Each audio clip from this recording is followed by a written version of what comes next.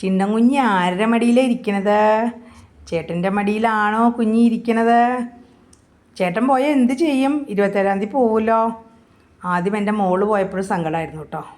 അവളിവിടെ വന്നിട്ട് അവളുടെ വീട്ടിലേക്ക് പോയപ്പോൾ സങ്കടമായി. ഇനിയിപ്പോൾ ഇവൻ പോകുമ്പോഴും ഇവനെ കാണാണ്ടാകുമ്പോൾ തന്നെ മുറിയിലൊക്കെ പോയി നോക്കൂട്ടോ എല്ലായിടത്തും. ഇനിയിപ്പോൾ ഇവൻ പോയി കഴിയുമ്പോൾ സങ്കടമാവും. എപ്പോഴും എടുത്തുകൊണ്ടിരിക്കുകയല്ലേ ഇങ്ങനെ.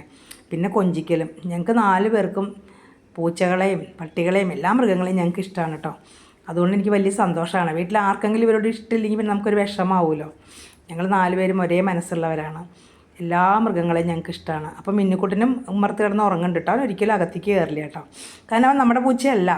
അവൻ എവിടുന്നോ വന്നു ഭക്ഷണം കഴിക്കണം, നമ്മളവനെ സ്നേഹിക്കണോണ്ട് എന്നും വരുന്നു ഭക്ഷണം. ചിണ്ടൻ കുഞ്ഞ് കുറേ നേരം ഇരുന്നു. എല്ലാവരും പറയും അധികം നേരം മടിയിൽ ഇരിക്കില്ല, പെടച്ചു പോകും.